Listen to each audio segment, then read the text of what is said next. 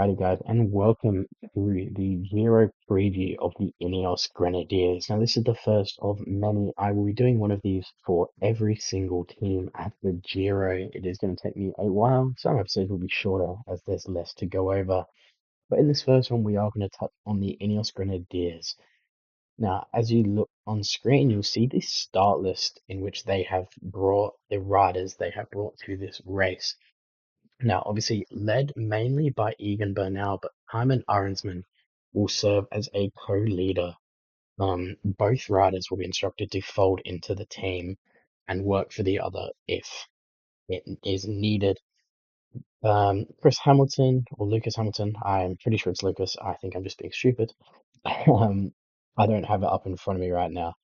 Lucas Hamilton is kind of on his last chance to really prove himself. Had a couple of off years, especially at Grand Tours, and this is kind of his opportunity to show that he can be a big mountain climber, as he probably third in line, like third from the top on the order. Brandon Rivera comes, he's not got much to prove. He could step up to show that he can be in a Tour de France squad, as we're losing riders of his kind of capability. The ever-present Jonathan Castroviejo also makes an appearance at this race, which is marginally a shock because he's usually a key part of the Tour de France team and doesn't often double up. He sometimes does the Tour Volta double, but never usually the Giro Tour double. Tim Heiduck is a bit of an odd one for me. I did feel like there's other other teams that probably deserve this spot a bit more. Is he going in for a sprint? He probably has to do whichever kind of tour or Grand Tour that Caleb Ewan does, which by the looks of it will probably be La Vuelta if he does any of them. Um, so Hajduk seems a little bit out of place as we already have quite a few good flat domestiques in Tarling and Turner and Castro, and even Rivera a little bit. Um, to kind of do the role he's doing, I think Hajduk could be the one that misses in place of maybe putting a De Plus, someone who's between Hamilton, Arensman, and Bernal. Just the extra mountains domestique, because as we'll get to in a minute, this is probably the best chance for a GC win all year. Turner is going to have to do a lot of flat pulls and also be a bit of support in the very, very punchy hills. Get over the climbs and be a really good flat support rider in valleys and over the top of climbs. Josh Tarling has to get some TT stage wins. Um, it's what he's going to be in the team for. He's obviously going to support the GC riders, but he will be there to take at least one, if not both, of the time trials. The goals now, which we'll see, the goal has to be a GC win. It's for a squad the type of Ineos where GC is the main aim, sprints and stage wins are secondary. They have to go after it this time. It's their best chance all year. No Vingegaard, no Pogačar, which would immediately ruin it. And there's talk of Pogačar doing the Tour Welter double. So the competition here, main one being Roglic, he's going in as the favourite. And he has an extremely strong squad around him with Hindley and Danny Martinez. You'd imagine Hindley is like secondary leader, Martinez luxury domestique, and kind of a couple of raid stages from Danny Martinez along the way, I imagine. Um, but yeah, it has to be at least a podium for this to be a success. You're going up against Roglic, who's going to be tough if he's on form. The Yates brothers, Landa, Carapaz, Bardet. Are any of those better? But now, if he's on form, should take it.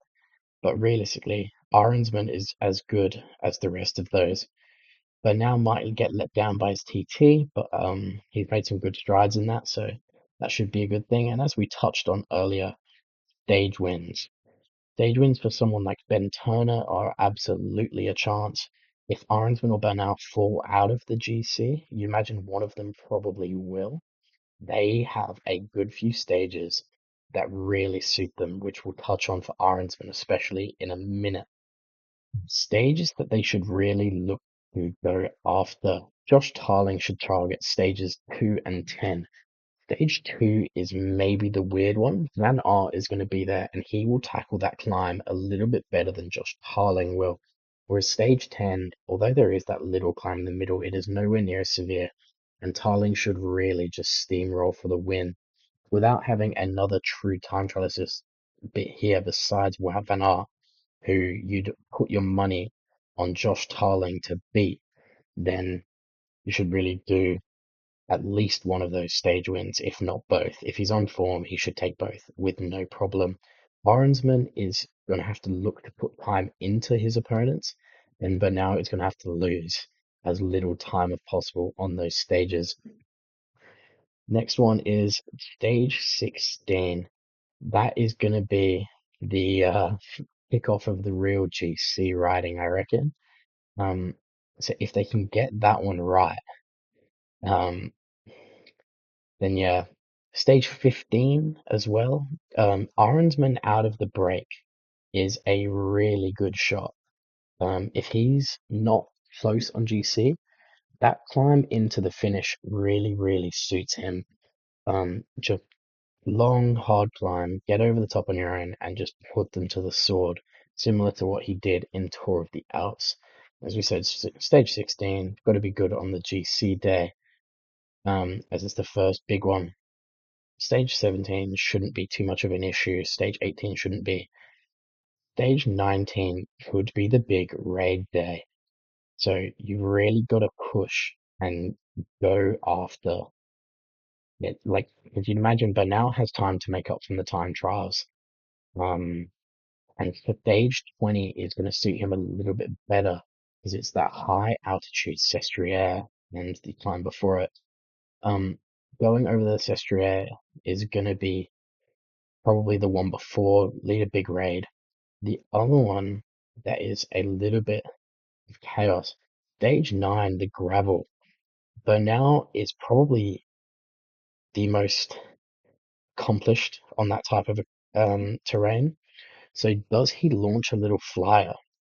Can he put some time into a couple of his GC competitors and really put them to a sword, get a bit of time back? The only risk is you then risk dropping Arensman, but you take that risk, saying Bernal probably your number one, proven to do it at a high level. And yeah, that one will conclude us for this short, sharp little analysis of what Ineos Grenadiers should come to be at this tour. Wrapping it all up is essentially Bernal and Arensman, one of them has to get a podium, if not win the whole thing outright. They have to stay in contact. They should probably get at least a stage win, maybe two, if Tarling fires. And honestly, there's a world where they get three. Tarling gets two. You'd imagine Bernal or Arensman get one. Um, so they really should be coming home with three stage wins, maybe two, and a podium place. I think anything less than that is a unsuccessful Giro. It's their biggest one all year. It is questionable at best that they didn't bring Geraint Thomas. Um, and they brought a Bernal who we're not too sure on where his fitness is at after that back issues. And then Timon Ironsman is amazing, but not proven on the highest levels, getting long GC victories. But it is the weakest field in a Grand Tour this year, or at least very close. So they have to go out and get something going. That'll conclude us for the Ineos Grenadiers preview. If you enjoyed, please leave a like and comment, and feel free to click on any of our other ones. They'll all be in a playlist. We would love to see it one of the other ones. And happy Giro!